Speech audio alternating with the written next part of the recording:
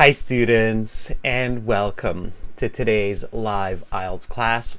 My name is Adrian and I'm streaming to you from beautiful Victoria here in Western Canada. I hope all of you are having an excellent week so far. Welcome Anna, welcome Carolina, our chat moderator. Nice to see you all here. Good to see you, Pluto. Hi Ariadna, Ayadeji. Everybody, today is an IELTS reading class.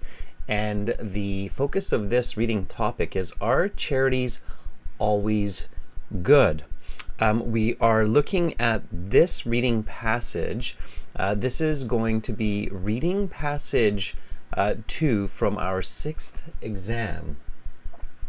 And we will look at that in just a moment. Students, this lesson, these materials are presented to you by aehelp.com for academic IELTS success. Visit us there. For the general IELTS, check us out at gltshelp.com. The reading section is slightly different for the general IELTS.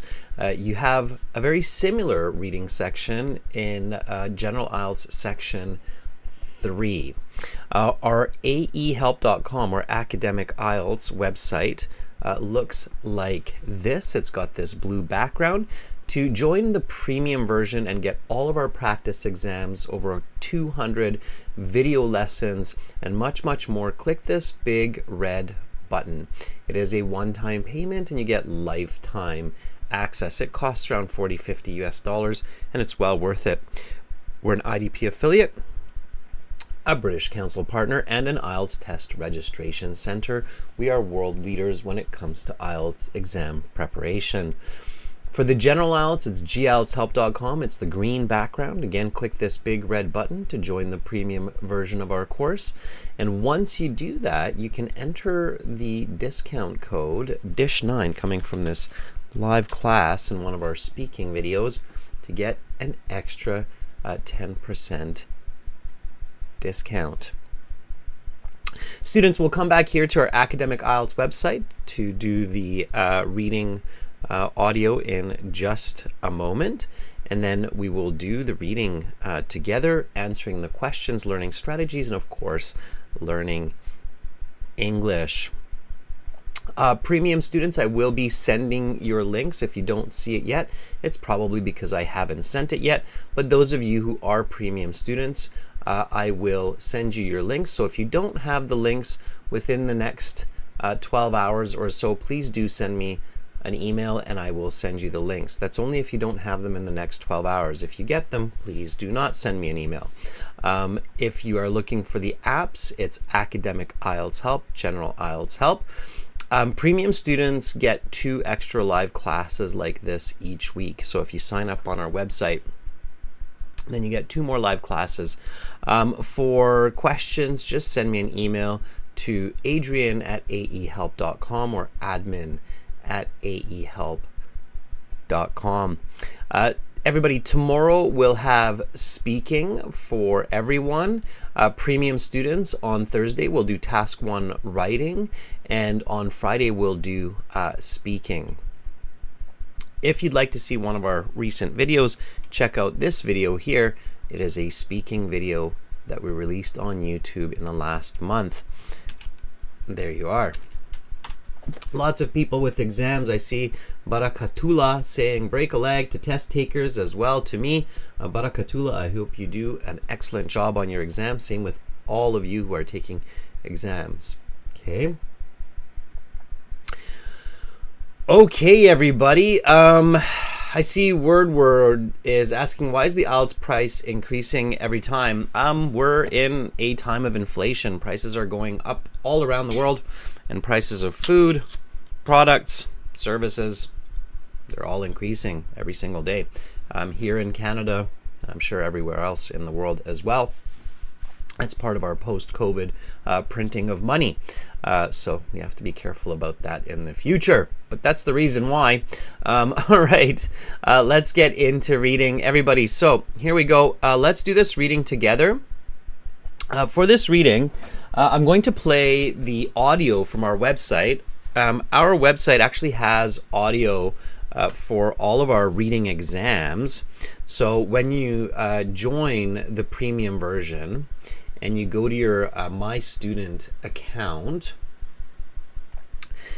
in the My Student account, you've got your computer-based practice exams, your full online interactive course, your lesson books exams for those of you who are doing paper-based tests, and then we've got the lesson videos. There's over 200. There's lots and lots. There's just 125 mock IELTS exam videos alone. And then you have your audio CDs here. And now we are going to do the reading here. So let's read this passage together, everybody. And this is CD6 passage 2 should be. Now turn to section 2. Take some time to look at questions 11 to 16. Not that one. That's our listening exam. It's going to be this one. Charity, always a positive good? Giving money to charity, whether it's cancer research, humanitarian aid, or something else, is accepted by the vast majority of people as an intrinsic good. Though we sometimes do cast a doubtful eye towards the practice of charity, that is to say, the proportion of donated funds that reach the intended source, the intended effects on the source are almost never doubted. People need help, and charity helps them. This is uncontroversial. Or is it? Some people argue giving to cancer charities does little more than line the pockets of pharmaceutical companies.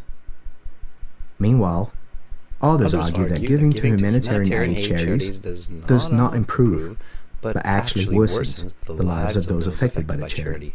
Make sure you're reading, everybody. The most well-funded cancer research, by far, is for breast cancer.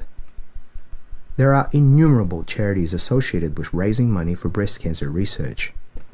But unfortunately, almost all of this money goes not towards finding a cure, but finding treatments that extend a patient's life. Because the monies raised by most charities end up in private research companies, these companies have a financial incentive to produce medications which are profitable. Unfortunately, for those among us who are suffering and will suffer from breast cancer and other cancers, finding a cure is simply not profitable. As it turns out, 97% of money that actually contributes to breast cancer research, that is, not counting a charity's operating costs, for example, is spent on treatments that merely extend the patient's life by a matter of weeks. Given that charity overhead is often 50% or more, the math works out like this. For every £100 given towards finding a cure for breast cancer, only £1.50 or 1.5% of that money goes to actually finding a cure for breast cancer. The actual number, depending on the particular charity, may be even less. Should research laboratories really be spending hundreds of millions of pounds on merely extending a sick person's life? Ethically, the answer is no. Instead, they should be spending that money on actually trying to find a cure, so that the sick person does not merely have 2 torturous weeks longer to endure, but decades of vibrant, healthy life ahead of them. Cancer research is one example of the fallibility of giving to charity. Giving to humanitarian aid charities is another. The Western world is showered with television adverts for humanitarian charities. Make sure you're reading. These charities depict countries in Africa and Central America as completely destitute, full of abject poverty, and absolutely helpless without the help of the Western world. This depiction is not only grossly misleading, but also creates a dangerous perception of the Third World as utterly helpless and utterly dependent. This perception leads to the unquestioning acceptance of charities as a positive good, since they are helping what are perceived to be helpless people. But the truth is that people in the Third World are not helpless at all. However, treating them as helpless can, in fact, turn them into helpless people. One of the most famous examples of humanitarian aid gone wrong is the donation of rice to Haiti. It was meant, of course, as a positive good for the Haitian people. There was a food shortage, and the donated rice helped solve the problem. Actions, however, have effects, and sometimes these effects are unforeseen. Before the food shortage, Haitians ate rice on average of 1 time per week. Since the aid started, Haitians now eat rice for almost every meal, every day of the week. Because the rice is free, or available for nominally low prices from local vendors, the Haitian people consume it to the exclusion of almost all other foodstuffs. The effect of this is to not only bankrupt the rice farmers of Haiti, of which there were previously many, but also to bankrupt huge swaths of the local food industry. This is because, with free rice flooding the market, people are going to eat the rice and not spend money on other food items, which are much more expensive. This results in local farmers and producers not being able to make money, and thus they go out of business. This has the effect of turning the farmers into the very kind of needy people that the aid was supposed to help in the first place. The act of charity did not reduce poverty in the country. It actually increased it greatly. Breast cancer research and humanitarian aid are just 2 examples of charities gone wrong.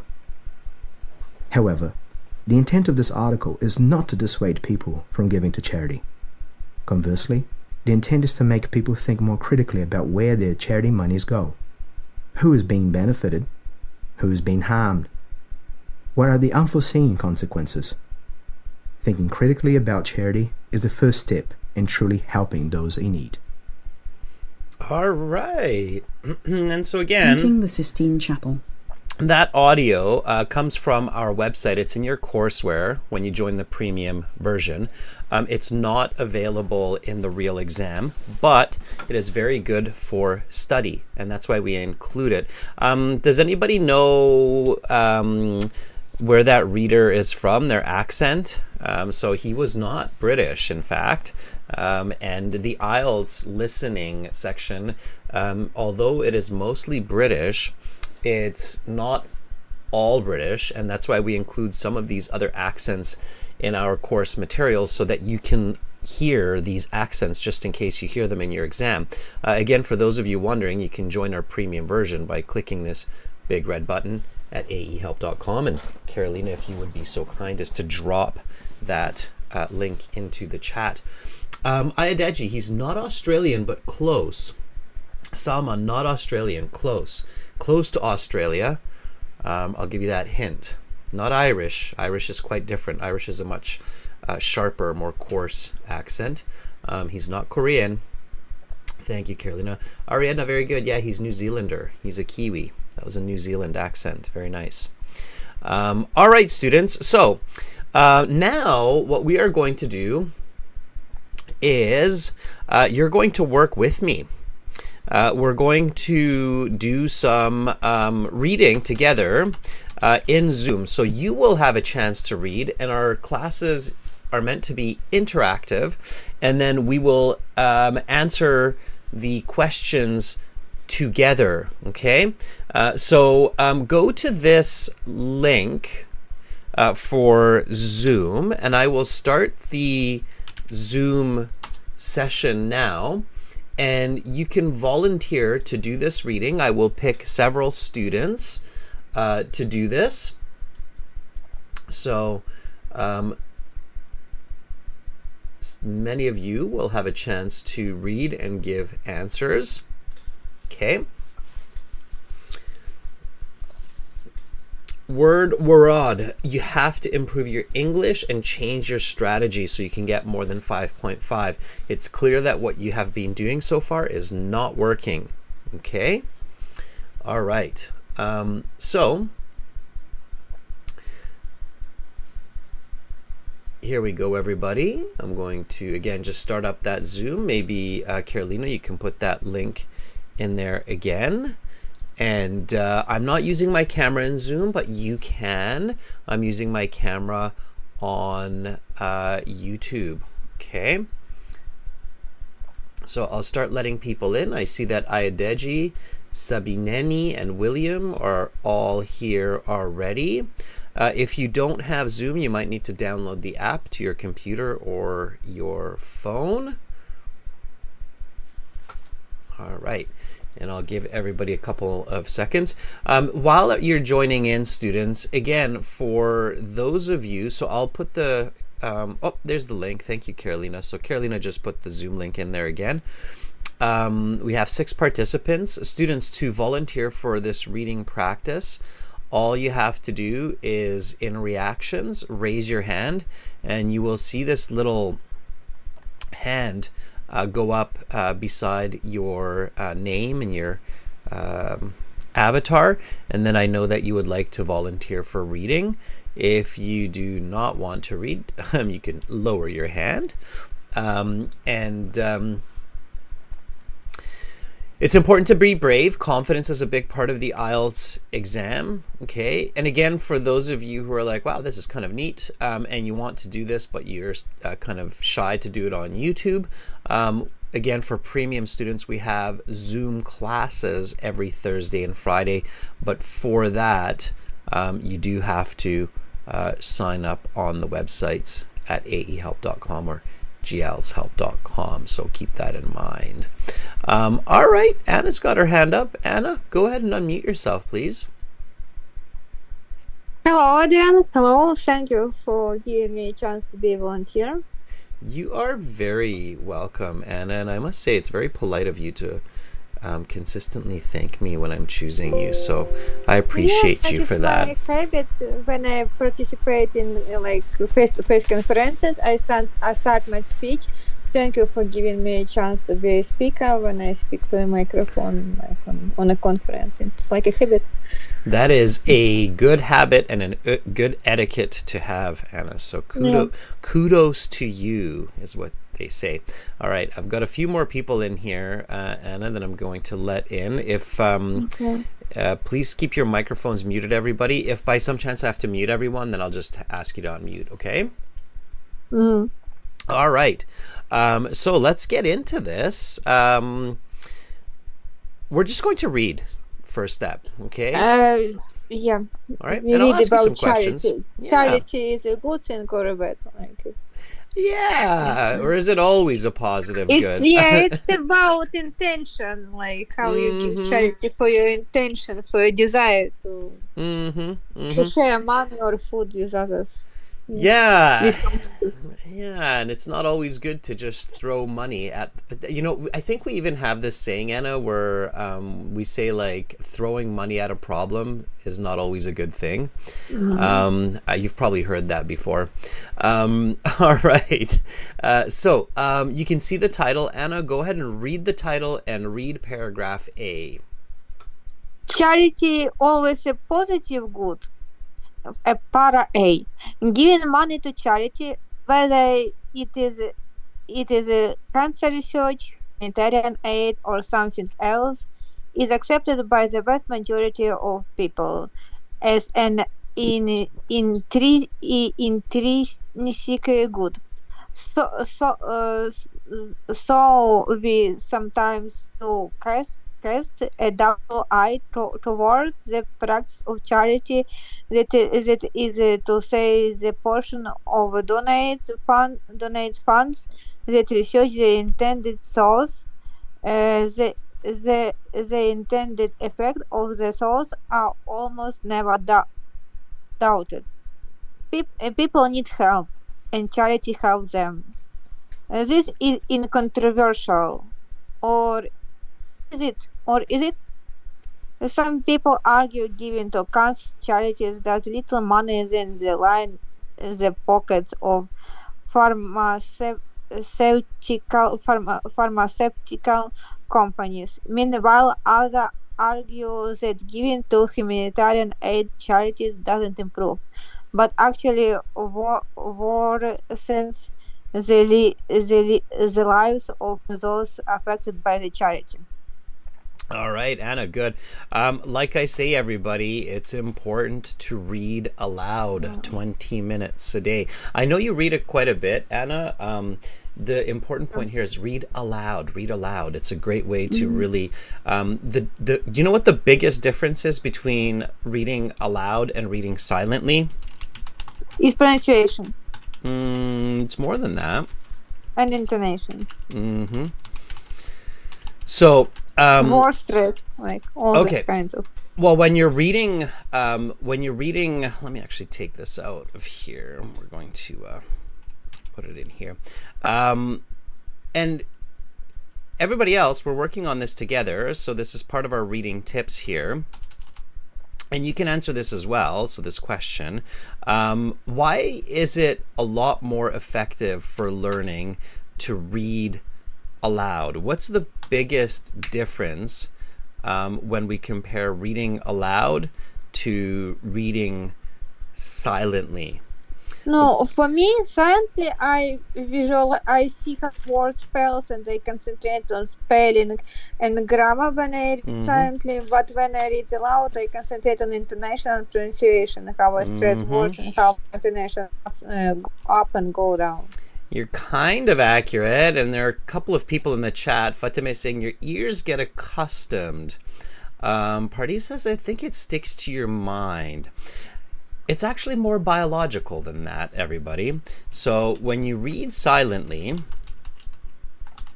what sensory skill are you using? When you read quietly, what sensory skill are you using? Memory. You're using vision, right? You use your eyes. Vision. Yes, vision. Eyes. Okay. When you read aloud, what senses are you using? I use my voice, I use my eyes. Wait, let's slow down. Okay, so use your vision, plus you use your what's called your and ears are called your auditory, right? It's your auditory sense. That's your hearing. And you're also using your voice. What is your voice? You're using your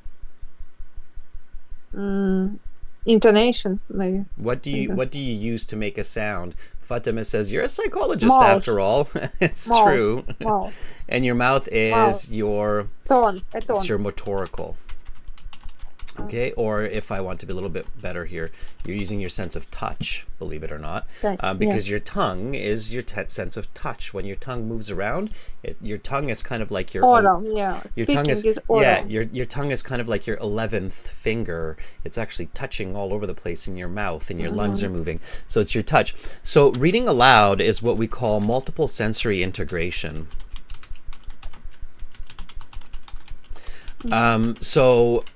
When you're reading aloud, a lot more of your brain is active. Okay. Sometimes you even see when people are reading quietly. Anna, you've probably seen this. They're still moving their mouth. They're still like. Right? Yeah, so their mouth, old people. Not young, but old.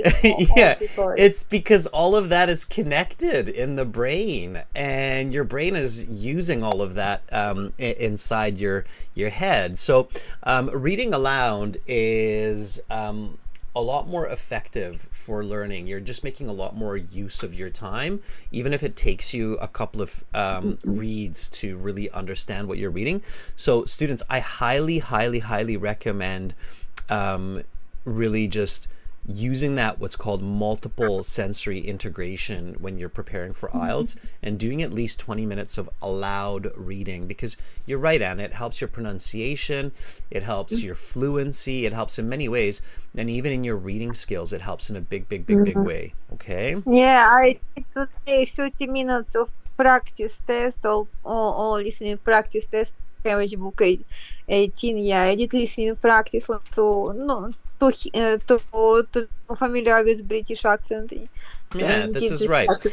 So Anna, thank you so much for letting me teach that important point to everybody, and thank you for reading the first paragraph. Hang in there, okay? Thank you. Yeah, but I don't say what about this paragraph. That's okay. What No about? need. Yeah. No need. It's pretty straightforward. We can debate the good Okay. of charities. That was fairly straightforward, but I Yeah, appreciate you for that, it's like Anna. a debatable question. Yeah. Yeah, it's a debatable practice. Debatable Yeah. practice. Thank you, Yeah. Anna. Thank you for giving me a chance to be volunteer. Yeah, and I'm waiting for a Zoom link for I our will class. be sending those in about 10 hours. So, Okay, thank you, because I'm waiting. Thank you. bye, Anna. Bye. Okay, that was Anna. Give Anna a thumbs up. She's always just such a good spirit. Super happy. Okay, let me see who's still waiting here. I see Pardis is waiting. Let me admit Pardis. Everybody, right now we're practicing reading together for the IELTS exam through Zoom and YouTube. And to do that, you can use this link here to enter the Zoom session. I can see that we have a couple people who are wanting to join in here. So let me just get them in, and then we'll take another volunteer. Okay. We have Januar Danu. William, hang in there. I'll get you in a moment. Januar, are you there?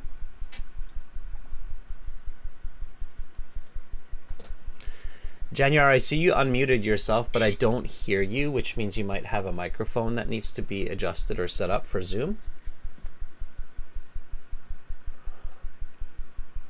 Students, to volunteer, just raise your hand. It's in your reactions through Zoom in your pane, and also make sure that your settings are accurate. You've got microphone settings on your computer and in Zoom as well, so make sure you've got that set up right. Okay, Januar, while you figure out your microphone settings, I'll get William to unmute himself. William, can you unmute yourself? Hello, mister. How are you? I'm great, William. How are you? I'm fine, thank you. William, quick question. Does anybody ever call you Bill? Bill? No. Bill, B-I-L-L, Bill. No. No? Because Bill is the nickname for William. Did you know that? Oh, no, I don't. Oh, really? Yeah. Yeah, William is nicknamed Bill. Some people just have Bill as their name, but William is Bill is the nickname for William. Yeah. It's kind of interesting because it's like a very different name, right? All right. So if somebody says Bill to you, just say, no, I prefer William. All right, let's do some reading here, William. Here we go. Paragraph B, nice and long. Go ahead when you see it. The most well-funded cancer research by far is for breast cancer. There are innumerable charities associated with raising money for breast cancer research, but unfortunately, almost all of this money goes not towards finding a cure, but finding treatment that extend a patient's life. Because the monies raised by most charities end up in private research companies, these companies have a financial incentive to produce medication which are profitable. Unfortunately, for those among us who are suffering and will suffer from breast cancer and other cancer, finding a cure is simply not profitable. As it turns out, 97% of money that actually contribute to breast cancer research, that is not counting a charity operation cost, for example, is spent on treatment that merely extend a patient's life by a matter of weeks. Given the charity overhead is of the 50% or more, the math works out like this. For every £100 given towards finding a cure for breast cancer, only £1.5 or 1.5% of that money go to actually finding a cure for breast cancer. The actual number, depending on particular charity, might be even less. Should research laboratories really be spending hundreds of millions of pounds on merely extending a sick person's life? Ethically, the answer is no. Instead, they should be spending that money on actually trying to find a cure, so that the sick person does not merely have 2 torturous weeks long to endure, but decades of vibrant, healthy life ahead of them. William, that is great reading. So, first of all, if any of you read as quickly as William, my first tip in the real IELTS is slow down. You don't need to read that fast. So at that speed, William, you're reading this passage in like 3-4 minutes, and you have 20 minutes. You don't need 17 minutes to answer questions. That's more than a minute per question. So you can slow down slightly. And of course, in the real IELTS, you are reading quietly, not aloud. Ideally, what you're doing, even if you have really good English, what you're doing is you're reading the passage in about the fastest. I would say don't read it any faster than 5-6 minutes. Okay, you don't need to read it faster than 5-6 minutes. The slowest, I say you shouldn't be reading it slower than 12 minutes. Okay, so your speed should be somewhere between 5 and 12 minutes, depending on your reading ability. If you're reading slower than 12 minutes, you need to improve your reading skills before you sit the IELTS exam. If you're reading faster than 5 minutes, you're rushing. You're basically not paying enough attention to the content. You're just reading really quickly. So with your skill level, William, you want to read a little bit slower and just really, really pay attention to the content. Okay. Really visualize it. Think about, what am I reading? Why is the author writing this? What's the author's point? And that's what I'm going to ask you here is, like, what is this paragraph about? What is this paragraph about? Yeah. The paragraph is about the amount of money that is actually put into research for finding a cure instead of finding a medication for the cancer or any other type of cancer. Okay, so it's the amount of money actually spent on finding a cure versus medications to treat symptoms, right? Yeah. Or prolong, or yeah. And what example does the author use here in this paragraph mostly for this? Is what type of cancer? Breast cancer. Okay. Yeah.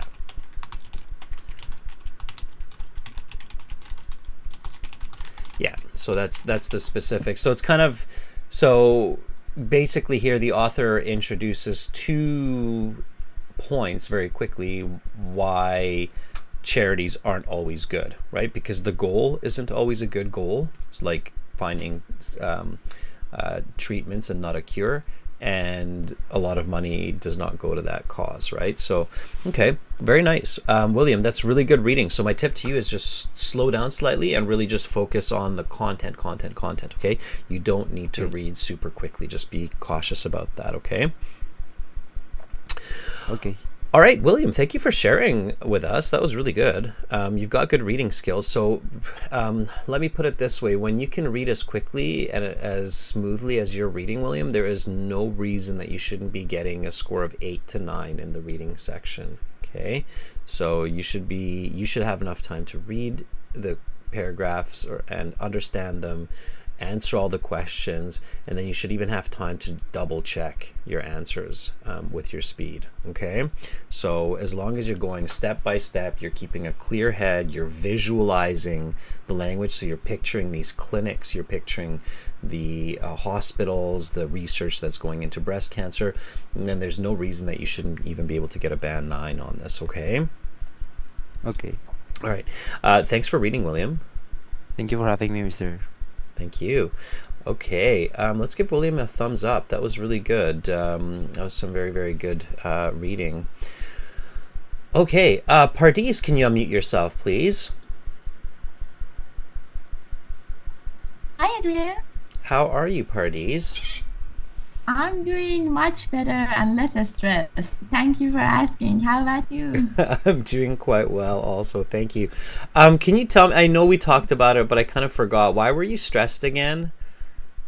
I have my exam in 6 days. Oh, right. I was like, I knew it was with the exam, but I was like, I thought you still had that. Like, I thought it was still coming up. But you've made peace with the idea that you have an exam coming up, right? Yes. Exactly. Yeah, and I hope everybody does that. Like, at the end of the day, it's an exam, and the good news is, worst case scenario, you can always retake it. I mean, I know that's not the best way to think about it, but it's not the end of the world. As I always tell students, the sun will shine, I promise you. So, even if the sun doesn't shine, then you don't need to worry about IELTS anyway. So, All right. Pardis, can you read paragraph C for us, please? Yes, sure. So cancer research is one example of the fallibility of giving to charity. Giving to humanitarian aid charities is another. Western world is showered with television adverts for humanitarian charities. These charities depict countries in Africa and Central America as completely destitute, full of abject poverty and absolutely helpless. Without the help of the Western world. The depiction is not only grossly misleading, but also creates a dangerous perception of the third world as utterly hopeless and utterly dependent. Do you have my voice? Yeah, I hear your voice 100%. Okay. Because it says that I have unstable internet. It's a little unstable, but we hear you, Pardis. Keep going. I'll let you know if I can't hear you. Okay. Yeah. Okay. But also creates a dangerous perception of the third world as utterly hopeless and utterly dependent. This perception leads to the unquestioning acceptance of charities as a positive good, since they are helping what are perceived to be helpless people. But the truth is that people in the third world are not helpless at all. However, treating them as helpless in fact turn them into helpless people. Okay. I'm going to tell you the same thing I just told William. Read slower. Don't read that fast in the real exam. Okay, that's too fast. And I think you got a little bit nervous. You thought your internet will collapse and we can't hear you. And that actually made you read faster. Which actually brings me to another important tip for the IELTS exam.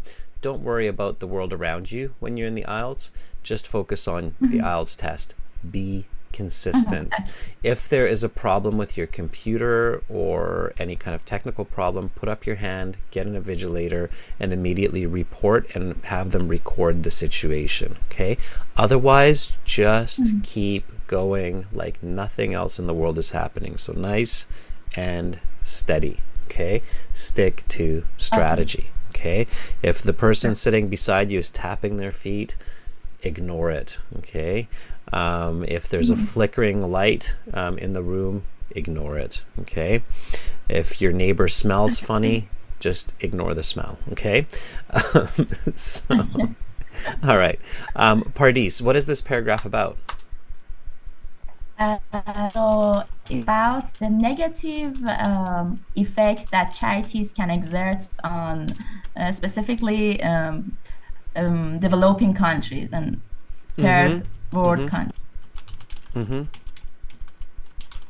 Yeah, I agree with you. It's the negative effect of charity, especially in connection to developing countries. Yeah. So in a lot of developed countries, they say, "Oh, give money because without your money, this country is going to die," and it's done to the point where the message itself is starting to have a very negative effect on the individuals and on those nations. So, absolutely. Okay, Pardis, that was really good reading. Thank you for that. Hang in there and we'll get through the rest of it. And then the questions. I appreciate you. Thank you for your... Okay, and I hope to see you in the other classes in this week as well, because I know you've got that test coming up. Okay. All right, Pardis, you're super welcome.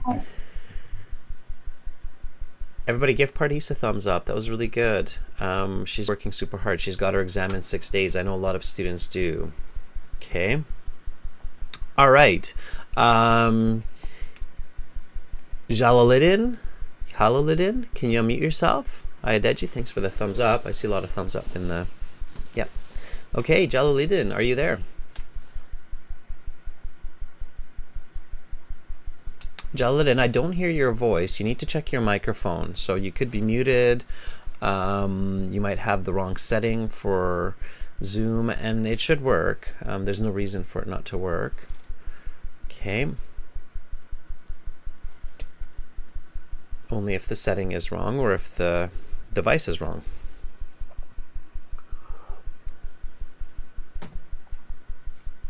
All right, Jalaluddin, I think you need to just check some settings there. Let me just get Alexander in here. Januar, can you unmute yourself if you're there?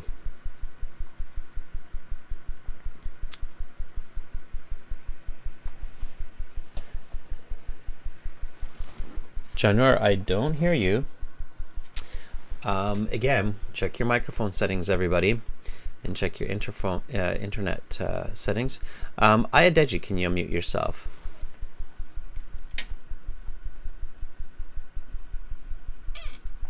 Ayadeji, if you're there, and if you can hear me. Hi, Ayadeji. Hi. How are you on the East Coast? Hi. If you're there. Adriana, good morning. Hi, Ayadeji. All right, Ayadeji, make sure you mute YouTube because otherwise we get that 6-second delay. So on YouTube, you can click the little speaker and then mute the audio. Yeah, you good? Thank you. Please do that. Okay, perfect. Yeah. So everybody, when you're using Zoom, definitely just use the audio through Zoom. So only use Zoom for your sound and volume. Okay. Ayadeji, here we go. When you're ready, go ahead and read paragraph D for me, please. Okay.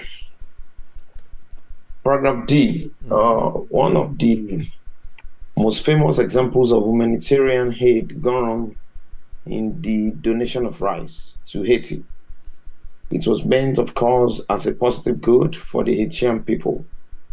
There was a food shortage, and the donated rice helped solve the problem. Actions, however, have effects, and sometimes these effects are unforeseen. Before the food shortage, Haitians ate rice an average of 1 time per week. Since the aid started, Haitians now eat rice for almost every meal, every day of the week, because the rice is free, available for nominally low prices from local vendors. The Asian people consume it to the exclusion of almost all other foodstuffs. The effect of this is to not only bankrupt the rice farmers of Haiti, but of which there were previously many, but also to bankrupt huge swaths of the local food industry. This is because with free rice flooding the markets, people are going to eat the rice and not spend money on other food items which are more expensive. This results in local farmers and producers not being able to make money. And thus, they go out of business. This has the effect of turning the farmers into the very kind of needy people that the aid was supposed to help in the first place. So the act of charity did not reduce poverty in the country. It actually increased it greatly. Okay, what is this paragraph about, Ayadeji? So the paragraph is simply about the donation of rice to Haiti. Mm-hmm. And which because they are is seen as free food, so majority of Asians are now going to eat rice, which is at the detriment of the business, the farmers in the country, which could lead them to poverty. Yeah. Okay. Now, Ayadeji, that was good. What you want to practice at home when you're doing this is just be more concise. So the paragraph is about the donation of rice to Haiti, which actually resulted in more poverty, right? Yeah. Okay. Yeah. So that would be the really simple way of doing it. Ayadeji, can you just finish this off for us? Paragraph E. Okay, sure. Paragraph E, breast cancer research and humanitarian aid are just 2 examples of charities gone wrong. However, the intent of this article is not to dissuade people from giving to charity. Conversely, the intent is to make people think more critically about where their charity monies go, who is being benefited, who is being harmed, what are the unforeseen consequences? Thinking critically about charity is the first step in truly helping those in need. Okay. What is this conclusion about? So it's about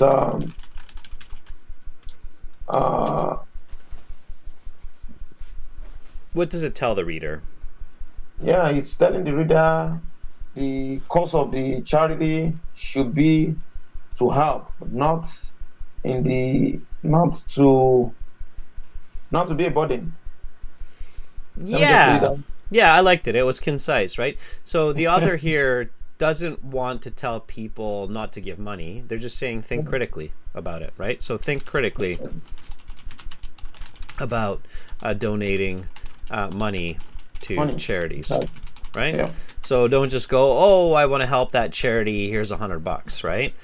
Because a lot of people do that, right? A lot of people, they'll suddenly win the lottery or they make a lot of money with their business and then they feel like, oh, I want to help the world. And without thinking too much, they just give a lot of money to a single charity or to a couple of charities. And then that results in bad. All right. Ayedeji, thank you for finishing off the reading passage. Let's take the rest of the time. We'll look at some questions. We'll get one of your peers to help out with that, okay? Okay. All right, Ayedeji, thanks a lot. Good reading. Be concise, okay? Thanks so much for the opportunity. For sure. Thank you, Ayedeji. All right, everybody, give Ayedeji and all of the people so far, all of our volunteers, a thumbs up because that was really good, okay? A lot of hard work is going into this and people are reading. So let's answer some questions and we'll take some volunteers for that. Let's see. I see that Alexander wants to jump in. Alexander, are you there? Hello, Adrian. How are you doing? I'm doing great. How are you, Alexander? As good as can be. All right. It's great.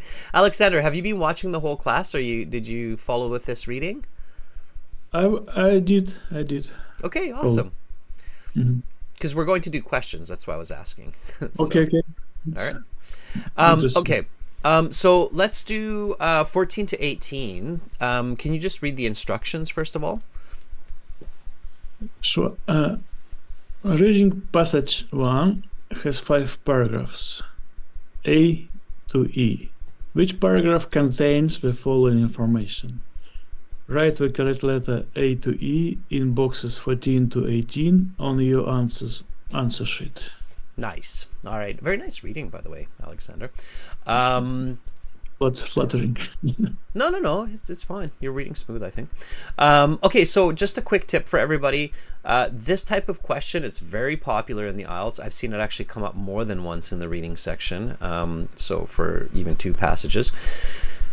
This type of question is extremely difficult and time-taking if you're just trying to skim read for information because number 14 could be paragraph E. So basically you're skim reading the whole passage to figure that out. So skim reading, it does not work for this question type. Just a heads up for everybody who's trying to skim read.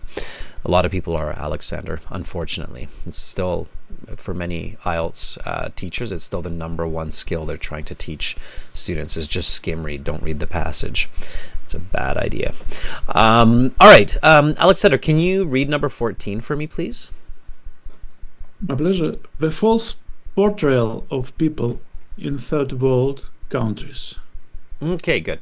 Now, we might not remember exactly where that comes from, but we can maybe kind of remember if it's the beginning, middle, or the end, as long as we remember what content it's talking about. So do you remember the content here, Alexander? So what that false portrayal was? I remember the author used that word utterly. They said utterly this and utterly that. It was very emphasized, so that kind of should stick. Do you remember what that was, what that false portrayal? So how does the media show people in Africa, like in the United States, or I think even in Russia, they will do this, where they'll show people in Africa in this kind of a situation. What do they show? Like always hungry or helpless. Keep on helpless here. Exactly, and that's actually the word that the author uses. I think maybe many people remember that they say they're portrayed as utterly helpless. All right. Do you remember where that was in the was that in the beginning, in the middle, or at the end? I think it was at the middle, just previous speaker told about it. Somewhere Sorry in the for middle, somewhere in the middle, somewhere in the middle, right? Yeah, I agree with you. Okay, so we have 5 paragraphs, which is A, B, C, D, E, right? What's the middle? Which paragraph? A, B, C. C. Suppose. Yeah, middle of 5 is 3, right?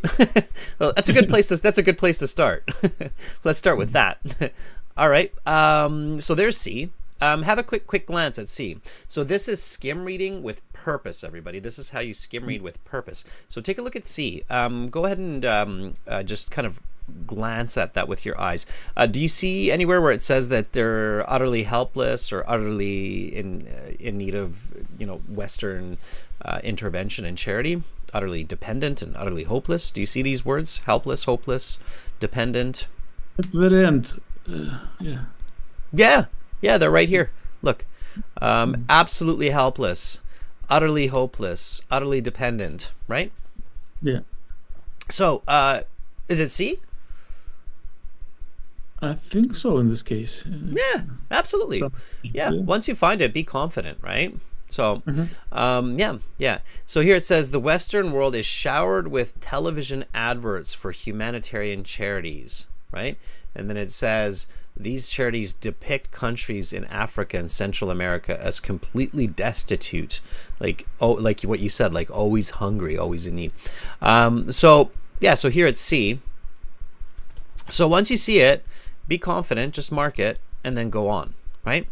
Number 14. Number 15. Correction. Yes, you're right. Number 15. Unseen negative effects of donating food. Mm-hmm. What is that one talking about? Which part of the... About Haiti. Yeah. As I remember, it was at the very end or something like this. Yeah. So that was near the end, right? And what's the food? It's rice. It's rice. Okay, good. So it's about Haiti, it's about rice, so you're not just searching the whole passage. And see, now it's in the real IELTS exam, everybody, it's really only taking Alexander seconds, not minutes, but seconds to answer these questions. So even if you have like 5-6 minutes of the 20 minutes, it's tons of time if you're only taking 10-20 seconds for each question. So you're looking for rice, and it's the end. If it has 5 paragraphs, what is the second, or what is the third of the passage? Where should that start? Which paragraph? If C is the middle, then the last part starts with paragraph D or E. Yeah. D. Let's go with D first. Always go with D, and then you can always jump to E if you realize it's not the right paragraph. Okay, so go ahead and just read that first sentence. Yes, it's Haiti here. We already... In the middle, bankruptcy rice farmers of Haiti. This is yeah. It's right there in the first sentence, right? One of the most famous. So see, it's very quick, right? It's a very quick strategy once you've figured that out. So it's D. Okay, let's do one more. 16. The unethical. Excuse me. Sorry. Nature. Thank you. Yeah. Okay. I think it was at the very beginning about cancer. Okay, the unethical nature of some research. Okay, you're being really quick now, Alexander, because you're in the groove. What's the unethical nature? So what does that mean? So this is the paraphrasing, right? It's about unethical nature means to postpone or prolong life of ill people. They could be considered as unethical, but... Yeah, so to prolong the life of ill people rather than what? To make them enjoy vibrant life, something like this. Yeah, rather than the cure, right? Yeah. So focusing on the symptom maintenance rather than curing. Curing, yes, exactly. Yeah, I'm sure you and I could talk a long time about that, Alexander. I know you like philosophical debates, and this is definitely one of them. But so then you said cancer, breast cancer, and that was, which paragraph was that? I'm afraid it was the very first one. A, no. Well, I'll check it. Okay, so it's the beginning. So A, we have A there. Is it an A? Or B? B. Just read the first sentence of each one with your eyes.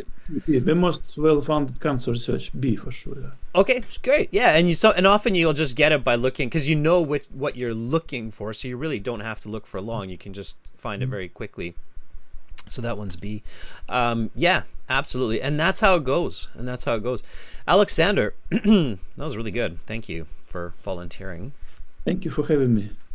Have a nice day. You too. Thanks, Alexander. I always appreciate you chiming in. So always awesome to have you. Thanks, Alexander. Bye.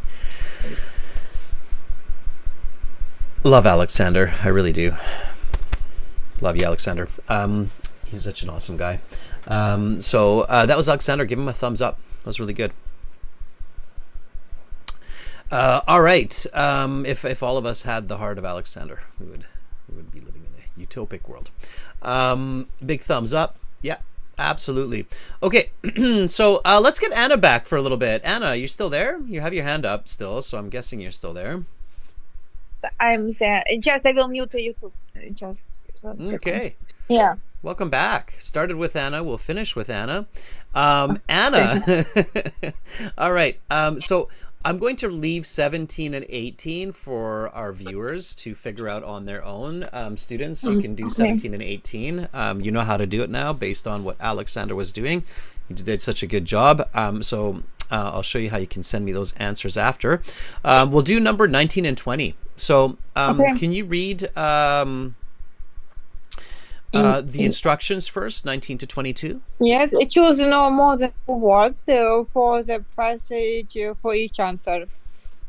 While charity is considered an intrinsic good, by many others disagree its effectiveness. Okay, so good. So you kind of try to guess what that is. So you're like others disagree with? Disagree or argue. Disagree or argue its effectiveness.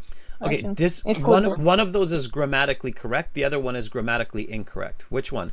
Disagree or argue. One of those does not make sense. Argue correct. Others argue. Argue is correct. Yeah. Now, so you think it's argue. Deborah thinks it's doubt. Noted. What should you do? I need to see the text. I can. Okay. Well, yeah, sure. And you don't want to just randomly search for this, right? So where will you find this? I think it's the first paragraph A. Okay, and there was a word there that's being used here, and it's the same word. Do you remember which one it is? It's one of those words that you pronounced because you read paragraph A, and you had a little bit of difficulty pronouncing this word, and you tried it twice, and the second one was good. Do you remember what word it was? It was intrinsic. Intrinsic, yes. Okay, repeat after me, everybody. Intrinsic. Intrinsic.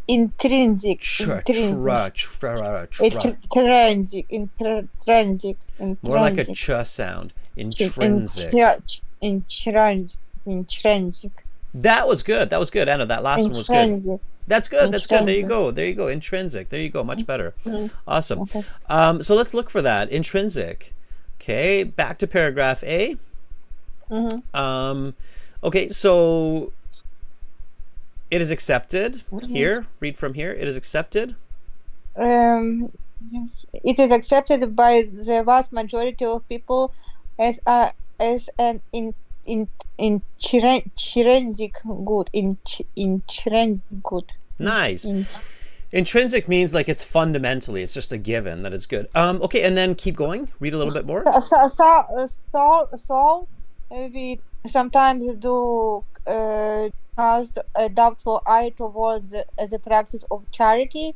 That is to say, the portion of donated funds that search the intended source, the intended effects on the source are almost never doubted. Okay, so what do you think is the best word that goes in here then? So other is what? It's effectiveness, not argue. Argue is okay. They might give you the point for that, but the best word is definitely doubt. It's effectiveness. You don't need the doubt. It's effectiveness. Okay. All right. And Anna, we're going to stop there because I'm out of time and I have to go. Okay, yeah, But- and all this question goes in order, like is this filling in the blank or It does. It does. It does. Has an order, yeah. It does. Yeah, so these filling in the blanks will go in the order. Now, having said that, though, it doesn't mean that 20 is in paragraph B. It could be, but it could still be in paragraph A. Or it could jump a paragraph and it could be in paragraph C. So even though it goes in order, it doesn't really tell you where in the order it goes. So it's not like it's paragraph by paragraph. Here it is, like you'll find number 20 in B, but that's not a promise. Like there's no guarantee. Some IELTS exams, it'll be like 19 is A, 20 is C, and then 21 is C, and then suddenly it jumps to D, right? So you have to really still pay attention to the content, okay? Yeah. Okay. Anna, thank you so much for starting and finishing today's reading passage. Thank you so much for giving me to be a chance to be a volunteer. Yeah, every class is valuable for me because we have lots of serious signals right now, and I don't know what will come tomorrow because of the situation. And I try to be volunteer in every class. I appreciate you for that, Anna, and I hope Yeah, the world will thank change you. for the better. All right, thanks, Yeah. Anna. Bye for now. Thank you. Yeah. All right, students. So we have lots of Zoom classes, especially if you're a premium student. You can finish these questions, even this last one here, food aid in Haiti, and then send me your answers to Adrian at aehelp.com, and I'll send you the answer key. Okay, I'll let you know what those answers are. Students, if you like this class, join our premium class at aehelp.com. GLThelp.com, and you get extra Zoom lessons and tons of materials to help you. The websites look like this. This is the academic version at aehelp.com, and the general IELTS version is here, glthelp.com. This one, of course, has general IELTS reading materials. Carolina, thank you for moderating. Segreta, thank you for your comments. That was awesome. I appreciate all of you. And I look forward to seeing everybody tomorrow for speaking. Again, we'll use Zoom for our speaking interactions, and you will have a chance to learn lots more English and vocabulary. I'm Adrian. I'm signing out from beautiful Victoria here in Western Canada, wishing all of you a great rest of the day. You're all beautiful people. Much love to everyone. Bye for now.